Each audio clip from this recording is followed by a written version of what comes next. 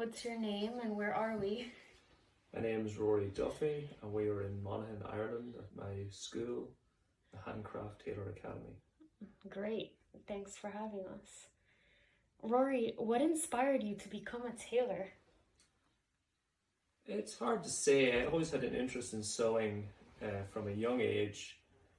My mother taught me to sew when I was about 6 or 7, and when I would say to her that I wanted to be a tailor like her father when I grew up, she discouraged the idea, because I suppose my mother only really knew at that point alteration tailors who worked in, darkly lit rooms, and it wasn't terribly, didn't seem like a business that she wanted her son to be involved in. She didn't have a good, like the tailors of her father's generation, retired out of it because of ready-to-wear clothing coming in the 60s. So my mother's perception of tailoring wasn't that of Savile Row and Henry Poole's and all the exciting places that I worked during my career. My father was always a very well-dressed man. He had his own style that was unique to him. I'm sure he, like myself, suffered some taunting as a result of his choice of clothing from his own peers, but it never stopped him. And I suppose from a young age I was always interested in suits and clothing because my father always wore suits. He was a businessman. He wore suits to work. And when I went then, in my later years, I suppose in my teens, when I started going out and frequenting bars and nightclubs, I would always wear a suit, which was very different and unusual with my peers who wore jeans and t-shirts, and they all kind of dressed the same. It was just kind of like an androgynous, team that everybody, whether they could have, everyone sort of followed the pack, or they kind of had the same look. It was dictated to them by almost one another. And whenever I was at school leaving age, I was still struggling to know what I really want to do with my career, with my life. And a lot of pressure is put on 18-year-olds whenever they're doing their final exams in school to know what they want to do next. And of course, a lot of us don't know. I had an interest in woodwork and tailoring. It came much later. It wasn't until I was in college and I made a fancy dress outfit for a girlfriend of mine at the time. I turned a skirt into a jacket, and she saw, I suppose, some raw talent there that should be investigated. And I think then at that time the idea of becoming a tailor came back to me, and I spent, I suppose, those 6 or 8 months of college trying to find a tailoring apprenticeship, and I finally did. I was taken on by a tailor on the west coast of Ireland, and he was probably one of the last surviving bespoke tailors in Ireland. So I suppose that in that way I was quite fortunate. Once I, started my tailoring apprenticeship, I dedicated all of my waking hours to mastering the art. That's a great story. And what are some misconceptions about tailoring that some people may have?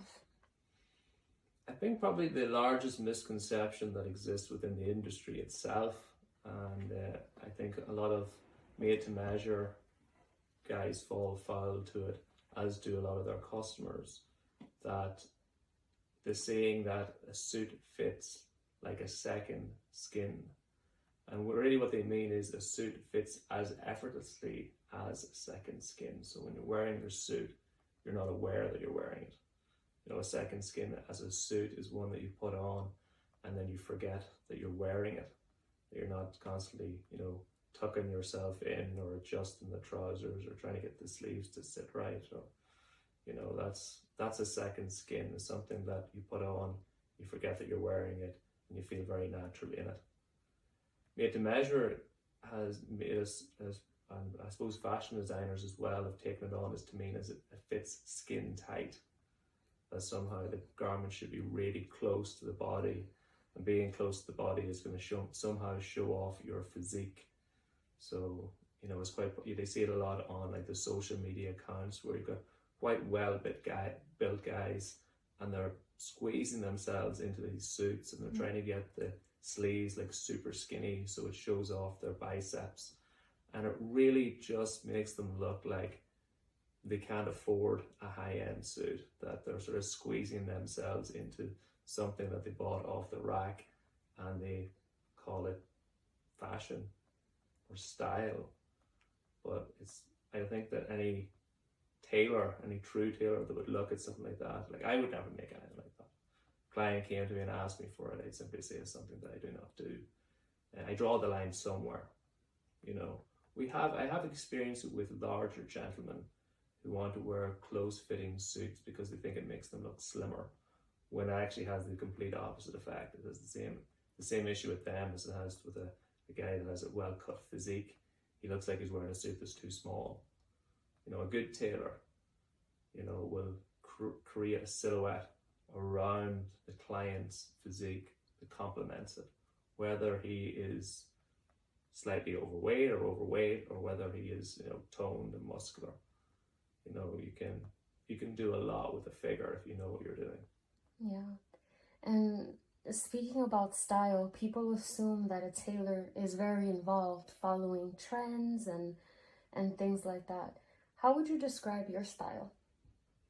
It's a good question. I actually was asked this question once in New York. Well, wasn't really posed so much as a question, but the person almost was slightly infuriated at the time. He'd spent quite a lot of time with me, and every time I went to meet them, I was wearing kind of something different each time. And he kind of just sort of said, I wish you'd pick one era and stick to it. And I was thinking, well, where's the fun in that? You know, what's the point of just wearing the same thing all the time? Like, I cut a new pattern every time I make myself a new suit. But I also teach tailoring, so I'm teaching the theory of it. So if I can cut a pattern right each time to fit me, how can I tell somebody else, you know, to do the same? Or teach a theory of how that, you know, how you can make that possible. And it is possible. It does take a lot of study. And but for style, I mean, today I'm wearing a tartan. It's a Douglas grey modern tartan from Dugdale's. I actually buy a lot of my fabrics now from Dugdale's. They sponsor my school and my students with discounts and that, so they can afford to have nice garments and clothing made up from the techniques that they learn from my school. But I suppose I chose this one because it does show off your skill in a lot of ways, that you can cut something that matches, that you can get the checks to match up and line up, and that creates sort of a look all to itself. But there's also, you know, you spend all day, like I encourage my clients to buy blue suits, and I'd say the vast majority of suits that I sold when I was in America were blue suits. And the reason why I always sold a blue suit was because the blue suit is generally your favorite suit. It's the one suit that you can wear to any event, like whether that be a business meeting, you know, a date or an evening out, or whether something more formal, possibly a wedding, you know, a bar mitzvah, you know, a christening, whatever, like whatever, you know, that's your go-to suit. You know, my suits were quite expensive, so you want that investment to be, you know, to be worth it, for the client to get something back on it. Like if a client came into me and they had never bought a suit from me before, and they had quite a limited wardrobe, and they were telling me, you know, I want to get a herringbone, or maybe not so much a herringbone, but maybe like a pinstripe. They're going for something really loud. You know, I would advise them against. I would direct them more like, you know, if you want something different, do a herringbone, or do a bird's eye, or a spot, or, you know, something that is neutral, so that every time they go to the wardrobe, my suit is the suit they pick out to wear. And I think that's a proper return on their investment. But for me, I have a lot of suits since I started my school, and I've been teaching courses. Every time I teach a course, I make myself a new suit. So I've got a few suits, and, you know, I covered all the basics. We have the blues and the greys and the blacks and the browns, and when you get to that point where you have those really good staples in the wardrobe, then you go for something a little bit crazier. So, you know, I think it's probably the craziest suit I've made so far. My father wasn't too impressed with the idea. I mean, I can be as creative as he has been in his youth. I don't think he would have ever dared a three-piece tartan. But you know, it's there's a lot of options with a garment like this. I mean, like, you can choose to wear the coat with, you know, possibly a plain waistcoat, plain grey waistcoat and black trouser, or you could wear the trousers with a black jacket and a plain waistcoat. So what you're actually doing is you're just mixing up the garments that are already in your wardrobe. Like, I have a three-piece light grey suit, I have a three-piece black suit, three-piece navy suits. What you can do is you can mix and match them from your wardrobe, make it more versatile, and you can dress it up for whatever, you know, occasion that you're going to. Maybe it's something less formal, but you still want to look well dressed. So you take one piece from one suit, another from another, and then mix them up, mix them together, you know, see what you get. And yeah, you can just be a lot more creative that way. I like that. And your work has taken you to London, New York, LA, China. What has brought you back to your hometown of Monaghan? The school, essentially. I'd always dreamed of starting a school of tailoring. Ever since I got into the trade, really, I found it very difficult to learn tailoring. A lot of people, you know, who would have heard that I'm a fifth generation master tailor would assume that I learned it from my father. My father was not a tailor. My mother was a seamstress, and I learned a lot of sewing from her. And her father was a tailor. But when it came for me, when I decided I wanted to be a tailor and I looked for apprenticeships, I did 7 years, and they were 7 tough years. They were. I mean, I think I met like a lot of people who would say to me, oh, I couldn't afford to live as an apprentice for 7 years. Neither could I. Like, I couldn't. I lived on tuna sandwiches for essentially 7 years, and a very strict diet. But I did it, and all during that time, I suppose, during those experiences, I wanted to make it easier for other people. I didn't think it had to be so hard. When I went to college for a year, and I helped a lot of the students that I was in school with, you know, anything they wanted to know, any questions that they had, any help that they needed, I was always there to assist them. When I worked for Henry Pools, after I won the Golden Shears, I think to help keep me stationary, they allowed me to take an apprentice, and I started training a young girl called Emily Squires. And I think like that training Emily really, you know, I suppose stoked my passion for training. And you know, I looked at how long it had taken me to learn. I started thinking to myself, you know, it wouldn't take that long if we break this down, if we see tailoring as a skill set, you know, get rid of all the magic and the mysticism that surrounds the trade. You know, a lot of people say that people who can't do teach. And I don't agree with that at all. I've known a lot of tailors during my time in the trade, some, you know, really gifted individuals. And when you ask them how they do what they do, they find it very difficult to find the words to describe what they're doing and how they're doing it. They just know. So somebody who's necessarily very good at what they do don't usually make good teachers of it. You know, you have to really, I found this whenever I taught also at third level, taught at Parsons and U School. And I found that invigorating, I think, in a lot of ways, because students would ask me questions and I thought, I never thought of it like that before. You know, I never thought the way that they posed the questions to me, you know, they were all asking, I suppose, the same questions a lot of the time, but in different ways. And when you get asked the question in a different way, you kind of think of it in a different way. And then you start trying to break it down in your own mind. And I think that sort of led me towards the preparation for opening the school. But I suppose when I really decided I was going to, it's hard to step away from business. So when you've got something going and it's working, You know, it's hard to just drop everything and say, right, I'm doing this, and to hell with the consequences. And that's a pretty big decision. And it actually came from the White House visit. When I visited the White House, invited there by Michelle Obama, and she was the first lady.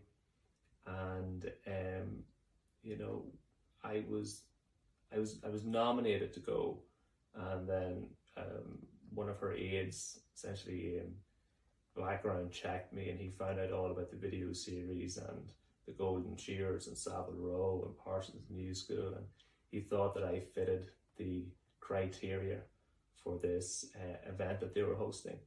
And I actually got speaking to him. That's how I know about it. I got speaking to the young guy who vetted me, and he was saying, you know, you fit into what, you know, the role of what we're looking for this for these industry professionals that we're inviting along to this event. And like the event was attended by students from disadvantaged backgrounds, and the people who were the attendees, like myself, we came from a similar background. Like we didn't come from some advantaged background where everything was handed to us. Not that there are very many people like that out there, but everybody has to work to get where they are. And when I was talking to Michelle Obama, I think it was something that kind of, we were talking so much about our hopes and our dreams and the things that we wanted to achieve, and you know, that we achieved them by believing and doing and trying. And I think one of the things that kind of just fell from my mouth was that this school, I always wanted to open a school, and she was like, you should do it. You should just follow your dreams, believe in yourself. And when I came away from that, I was just like, you know, she's right. Okay, it took me probably another year to 18 months to actually realize it, but you know, like that's essentially what brought me back here. I'd always envisaged coming back to Ireland. I'd always had it somewhere in my heart that I would end up back here. I like farming, which is an unusual thing I think for most tailors to say, but we do have a farm here, and I had a house here, and it was my grandparents' house, and that seemed like a fantastic venue. You know, that we would be bringing people in. When I was in New York, like people came from all over the world to have suits made with me, and students visited from all over the world who wanted to train with me or spend some time with me. And I thought, well, if they're willing to travel from, you know, Belize to New York, or from Japan to New York, or London to New York, then surely they'll travel from all those places to Ireland and spend a few weeks dedicated to learning the art of tailoring, if there is somewhere to go. And it just made a lot of sense in so many ways. There was, you know, I think of the high rent and rates and that in New York, and I knew if I tried to do something like that there, I'd have to be able to supplement the income some other way in order to be able to afford what it was going to cost me to do it there. Like I even went down to Nashville for a few months, scoped out Nashville as a possible place for the school, and I think actually Nashville probably made me think more about Ireland. It had better weather than Ireland, so it does. The sun shines a lot more, but it's green like Ireland is, and the people are kind of relaxed like Ireland is, and they're all into country music, just like home here. So, yeah, I think whenever I came back, and that's when I really started to focus my effort on, like, I'm going to make this work. You know, I don't know how, but that's when I'm going to focus my attention on, and that's what I did.